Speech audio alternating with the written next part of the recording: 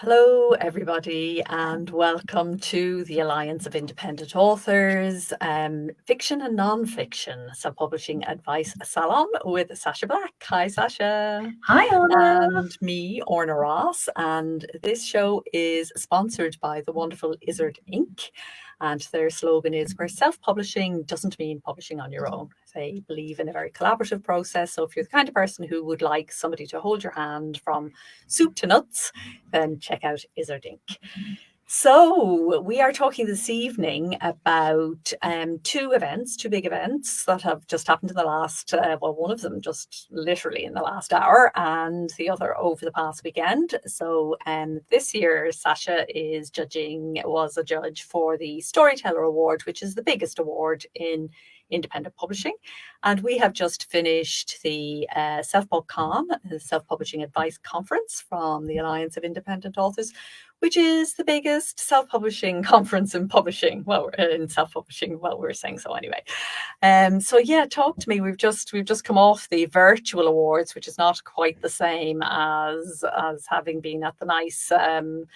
It's always a nice evening out, the Storyteller Awards. Talk to us a little bit about. Well, first of all, we want to talk tonight about events and how they can help to sell books, but also what judges are looking for in books that are nominated for competitions, and also some of the tools and technology that was highlighted in SelfPubCon this time round, because that was our theme, tools and tech, for those of you who haven't had a chance to go there yet. So talk to us about Storyteller. It was your first time to judge it. It's good fun, right? It was super fun. Let me just double check. Are we recording our audio for this? I just wanted to double check that we're both recording. Yes, good point. No, that's you. For Howard. Howard needs live. I always like to double check these things. So Storyteller was super fun. I have done judging before, but this one was obviously on a much larger, more prestigious scale. So it was very interesting. It was interesting to see my mindset shift as a judge as well. We were given like a set of criteria. It's the storyteller. And so some of the things that you might presume, like really high quality prose or beautiful prose, I say that in air quotes, weren't necessarily what we were looking for. We were looking for story, really solid story. So that was an interesting exercise for me to put that hat on. And I guess like you have to remove your biases. You know, I know what I like in story, but you have to look for good story. So that was interesting. Should I tell you what the final? Yeah, do introduce us to the shortlist. Yeah. Okay, so the shortlist, and this is in no particular order, but the first one was Of the Blood. So this was by Kameo Renee. I hope I have said her name correctly. And this is the first book in a young adult like vampire series. Now, it was like truly fantastic world building, and so that was one of the things that made the story, like her story, so compelling. Was just the richness of her world. Then we had Amanda Radley and Fitting In, and this one was contemporary. It was a romance. It had an autistic love interest, and it was LGBT as well, so that was really interesting to have like diversity and representation. And it was a super lovely romance. Like I really enjoyed the romance. And then we had Sunshine and Second Chances, which was a over 50s contemporary like romance, which before I started reading this, I was convinced I wouldn't be able to relate to any of the characters, and I would find it difficult to enjoy. But the art of good storytelling is to make anybody relate to your characters, and I really did. And so I found that wonderful, and I loved the fact that I could connect with her characters and the story.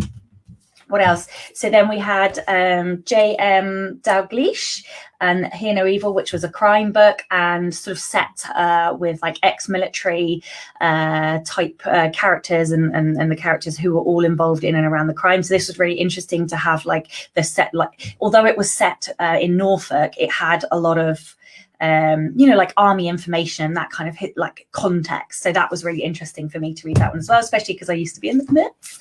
And then the last one was the winner. So this one was Llama Drama, and oh my goodness, this book was so funny and so fantastic. It's non-fiction, and it's about Anna McNuff, and she literally cycled 5,000 miles across South America, and it was just exquisite. Like I found it really interesting that a non-fiction book can have such a compelling narrative story, and it didn't matter that it was non-fiction and that these are real people. Like like the prose was beautiful as well, and I think that's one of the lessons that I've taken. There were some stories that I didn't expect to enjoy, but because the story was so good, that can trump prose. And I think the only other additional that I would give is that story can really sell a book, but prose can make it exceptional. And this had fantastic story and fantastic characters and relationships, but it also had beautiful prose. So yeah, that was right. The judges loved all of the books, but there was a quality in Llama Drama that really called to all of the judges. And I think it was the fact that we laughed with her, we felt the pain with her, because there were, she had some really bad injuries along the way. And, the fact that her descriptions were so vivid that we all found ourselves almost able to picture these completely alien landscapes that none of us have ever been to. And so, it was inspiring and mesmerizing, and, she had laughs in there and she had tears in there. And yeah, so everybody loved that book. Yeah. So, one of the things we want to talk about, and the reason that we're bringing it up, is not just to highlight and say congratulations to all of the winners, which is it's an incredible achievement, and well done, everybody. We are thrilled for you. But what we're really talking about here is what makes a prize-winning book. What makes, it is the Storyteller Award, as you have pointed out, and so we're looking for the ability to shape a story, construct a story, take the reader and really kind of bring them through those narrative twists and turns and all of that. Did you go into the awards with a preconceived sort of list of things that you were looking for as a judge? How did it go for you? I tried really hard not to, because they are clear that it is about story. And so I tried very much to keep my mind on story only. And so that, I think that because of that, that's why I was surprised by some of the books. Like, for example, The Second Chance Sunshine. I was like, there's no way I'm going to be able to relate to, people who are 20 years my senior or whatever, and having experiences in life that I haven't necessarily had. But the surprising thing was, Kim, I think her name's Kim Nash, she had this fantastic way of ending chapters with hooks and, really making me want to read on. And her characters were so lovely, and, you couldn't help but want to see them have a good ending. All of them had, she'd woven in their backstories really well. And I think that's really important, where, if you can weave in your backstory into your theme and your character's big why, and all of them were a different representation of, a second chance at love. And I think, yeah, so that is a really important aspect for me in terms of story, is how do you make all of the characters connect to your book's theme. And yeah, so yeah, the only preconceived thing I was aware of, I have a love of really good, beautiful prose. So I was trying to dampen that down. And it just so happened that the book with the story that I loved the most also had really beautiful prose. But thankfully, everyone else enjoyed that one too. So for people who are listening in who want to enter a Storyteller Award next year, what any tips or advice that you would give to them? Yeah, so everybody talks about your opening chapter being really important, and it is really important. But do you know what else is really important? Your second chapter and your third chapter and your soggy middle. Don't let yourself have a soggy middle, and your ending. So a couple of things in particular. I think you should treat your first line like a tagline. So everybody always talks about the importance of having a really good tagline in your book description. But actually, I think your first line should also be as close to a sort of really hooky tagline as you can possibly get. So yes, and I think everybody focuses on their first chapter and then sort of lets the reins go a bit in their second and third chapter. And I certainly felt that there were some books that did it better than others.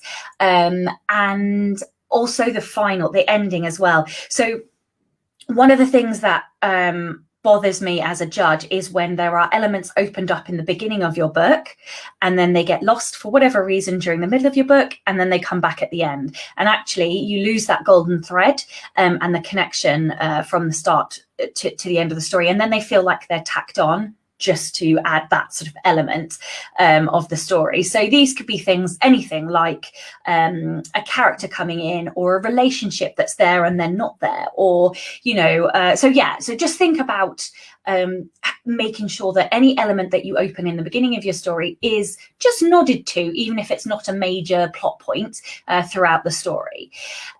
Small things, if your characters have accents, then you need to make sure they have accents throughout your book, because it's very noticeable when you put an accent in, and then equally it's even more noticeable when it drops out and when it then reappears.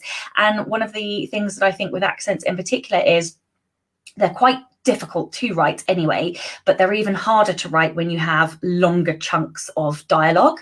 So I definitely notice when those things start to drop. Also, watch for repetition. I am particularly sensitive to repetition, but it's something that could easily be pulled out. And for example, Pro Writing Aid, which was one of the speakers at the conference this weekend, has a fantastic bit of software that is really reasonably priced, and that will help you pick out your repetitive phrases and individual words. So, and the other point with repetition is it's not just necessarily words, it's things like actions, character actions. There's one thing to create a quirk or a habit in a character, and another thing to have it endlessly repeated, calling characters by pet names, or having I don't know, like there's lots of different ways that you can be repetitive, and one of the ways to get rid of that is to have a very good editor, but also advanced readers. So make sure they look out for things like that as well, particularly for competitions. So yeah, I would say those are probably some top tips. Plenty to be getting on with. So I'm really glad you mentioned Pro Writing Aid and the conference, which we had at the weekend. And as you said, Pro Writing Aid was a joint speaker, and indeed a joint silver sponsor with Fictionary. And one of the things I wanted to mention is that we have 24 hours. We're extending to 10 p.m. tomorrow evening by popular request, because there was a lot of solid information and tool-based kind of demonstrations and stuff like this to take in the conference. So we're just extending the free period a little bit into tomorrow evening. So there's still 24 hours to go. So if you haven't visited the conference site, it's SelfPubConference.com. And over there, you will find a number of discounts and deals from our sponsors for the conference. Fictionary and Pro Writing Aid are both giving a deep discount, which they don't normally give, of 40% off both, which is really fantastic, with the discount code SelfPubCon40. We have an Amazon Echo to give away. We have a few consultations, deep dive consultations into setting up surveys for your author business. Another one into your social media, setting up a whole kind of, working with you to set out your strategy and then show you how to implement it. And lots of other things which are not kind of jumping to my head straight away, but it's all there. If you check out the blog, if you check out today's blog post, it has a list of the discounts and competitions and where to go to enter, and they really are worthwhile. And while you're there, stop off on the speaker page or the sponsor page and actually take in the session, because there really is some fantastic information there about all kinds of tools. Yeah. I'm just going to add that today is the 19th of October 2020, just for anyone that isn't listening live. Very good. You're good on the details today. Definitely. Thank you very much for keeping us straight. So one of the joys of the conference this time for me was actually pulling together a list of 100 top tools for indie authors. And we had a huge number of nominations from our members, our advisors, our team. Everybody was nominating their favorite. And in the conference, there are two separate, we broke it down into two sessions with 50 tools each. The first one deals with the first part of your publishing process. So writing, editorial, design, production, distribution, that kind of thing, making the book and getting it out there. And then the second set of tools are for marketing, promotion, rights, licensing, and business organization, getting yourself. Now, I was really surprised to find so many tools nominated by people that I had never heard of. And, and we all, I think, had that experience because we think we're pretty on top of things and we're aware of what's there. But there really is so much going on in this space and everybody's off in their little silos, that it was really, really interesting and fantastic to bring those together. So I would like to say to people who might be listening, if you have a tool that you're using, this is an opportunity to kind of put it out there on Twitter, give that service a kind of, a thumbs up and a thank you, and celebrate the fact that they are there, that we have these incredible tools and technology at our disposal. It's really amazing the talent and energy that is going into creating these wonderful facilities and services for authors to do what we do, and unthinkable 5 years ago even. And with artificial intelligence now coming in as well, a number of the tools are using AI in different ways, or augmented intelligence in all sorts of interesting ways. So yeah, do check out the conference if you haven't had a chance to do so yet.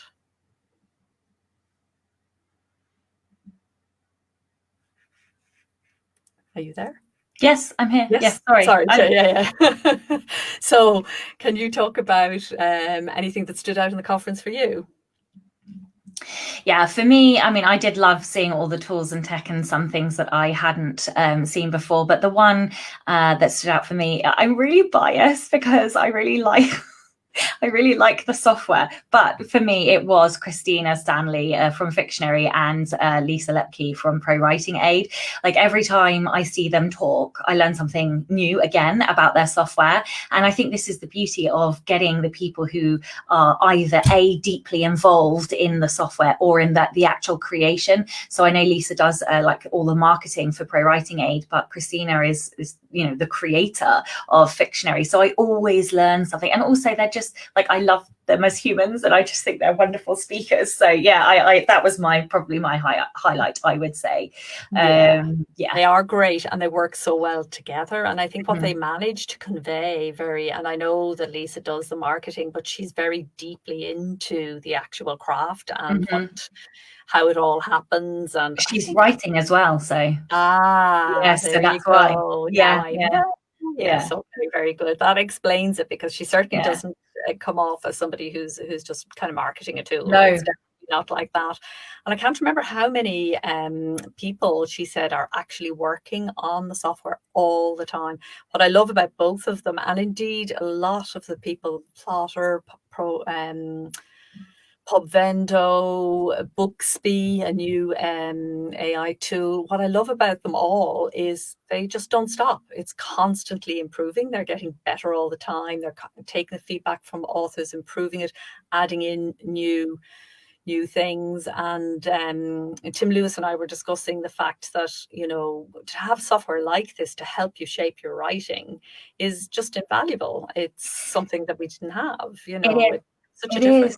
Yeah, and I can't like, when you say to somebody you're an author, I think people think that all you do is you sit behind a typewriter and you spew out these beautiful long narrative paragraphs of prose or whatever. And actually I am constantly using technology, and there are so many bits of technology, because you asked for 3 bits of technology, I think it was, and I was like, but how am I supposed to choose, because I'm constantly using tech all day every day.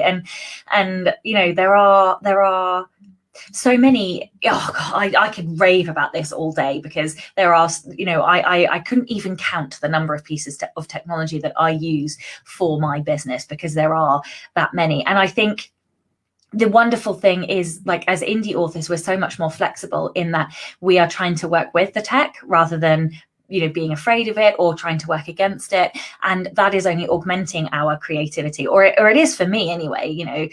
Finding solutions. Like, for example, my dad wants to write a book. He's a business owner, and I think for him it will be very much non-fiction and like a business card, but he can't get it out of his head. He's not a writer, and so I'm working with him with bits of tools and technology and so he's going to dictate. I brought him a dictaphone, and he's going to use Otter transcription software to transcribe his words. And it's amazing that we've got these bits of technology that help us to get what is, even people who wouldn't have necessarily been able to write a book because they're not that way inclined are now able to embrace their creativity and get it on the page. And I just love the fact that technology is enabling us to do that.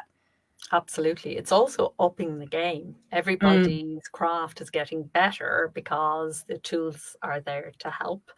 And, when you look back, it's quite amazing to think that we used to actually type up a draft of the story and then have to go through with pen and then have to, cut and paste it and stick it back when you have the wrong bit down at the end or whatever, and then type it all out again. It's a wonder any novel ever got published under those conditions, really. I don't think I could have done it.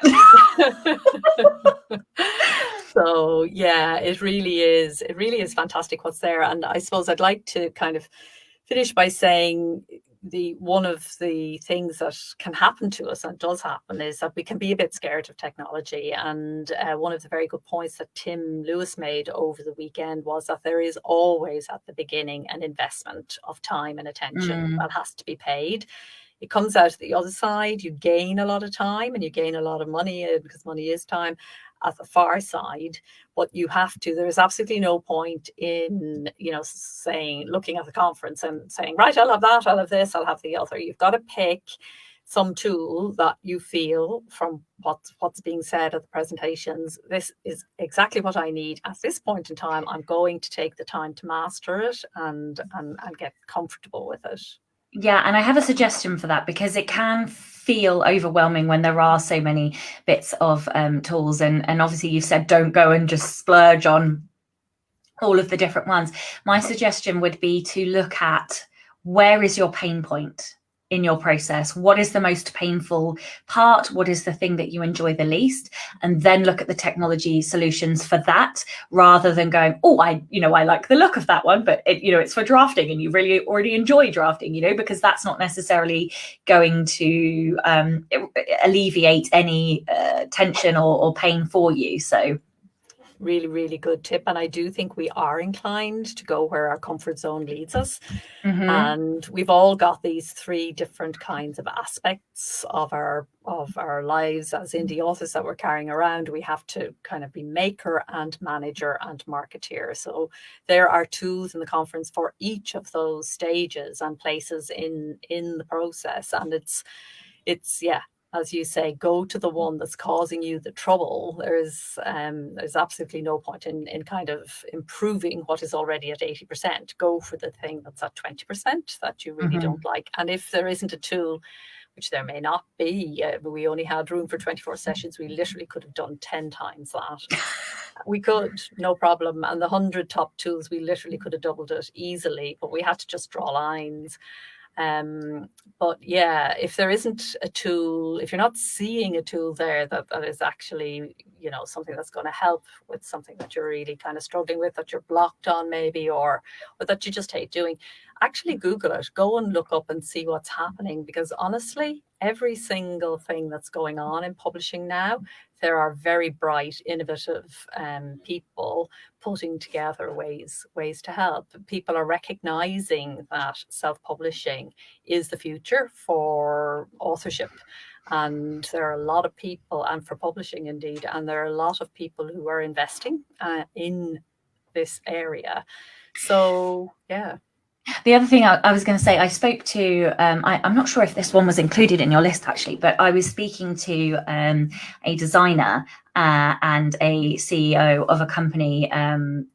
It's called Free Write, and they've created a distraction-free laptop. But the interesting thing is, or the way that they are looking at technology, is that the past is actually the future of our writing, because rather than, creating the most complex technological item for writers, they've gone back to the old school versions of, I guess, typewriters, and created a modern version of that, because it's distraction free. And actually, that's something to say, is that sometimes, we will look at these super fancy bits of software and think, oh, that's got to be the solution because it's got all of the bells and whistles and buttons. But 9 times out of 10, it's actually the simplest bit of tech that will help you solve your problem. So yeah, you don't always have to shell out a fortune on the most complicated bit of software or tech or gadget that you can think of. Sometimes a cheaper tool will do, or bit of software will do the same job for you.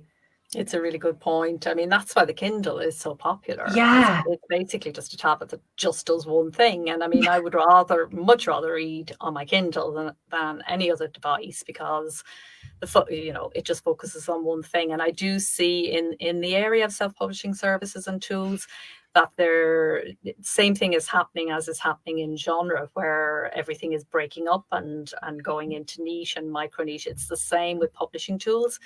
People are concentrating on creating something that does one thing really, really well, rather than trying to do everything and be everything to all writers. There are even people who are focusing in on issues that are only experienced in a particular genre. So yes, we're almost out of time. What are the plans for you for the next month or so? For me, well, I am editing so I'm going to do NaNoWriMo, except it's a 50-50. So I'm half editing and half drafting my next nonfiction book, and hopefully getting into my audio booth to start recording my first audiobook. How about you? That's exciting. That's fantastic. Yeah. I'm still in my year of nonfiction, so I'm working on planners now. Creative planners for the new year. Hopefully we'll be ready. So I'm kind of looking forward to that. More poetry, another poetry book coming, and that's about it, I think, for this month. Have a little rest after all the excitement of SelfPubCon. Creative rest is very important. No, it is. Yeah. So, next month, then we are going to be focusing in on whatever is the most kind of popular major post on the blog. So that will be coming, and we will announce that in the next week or two. But in the meantime, do hop on over to SelfPubCon, Self-Publishing Advice Conference. .com. There's also on today's blog, the Ally blog today, you get it at selfpublishingadvice.org/24, the list of the competitions and, what SelfPubCon is, for those of you who may not know, and everything that you kind of need to know to enjoy the last 24 hours. And do also check out the winners of Storyteller and think about entering what kind of story could you write that you could enter in Storyteller 2021. Absolutely. And thanks to our sponsor as well. Yes, indeed. Thank you. Happy writing. Sorry, I was just saying thank you to our podcast sponsor. Oh, our podcast sponsor. Yes, indeed. Thank you to Izzard Inc. And thank you to all of you for listening. And we will see you next time. Happy writing and happy publishing. Bye. Bye.